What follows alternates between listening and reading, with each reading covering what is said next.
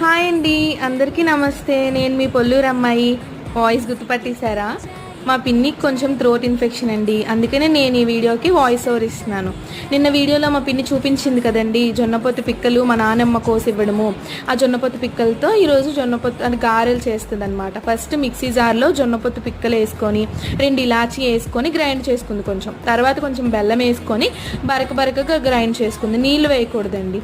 తర్వాత స్టవ్ మీద ప్యాన్ పెట్టుకొని కొంచెం ఆయిల్ వేసుకొని మనం గారెలు ఎలా చేసుకుంటామో అలాగే చేసుకొని వేసుకోవడమే, అంతే.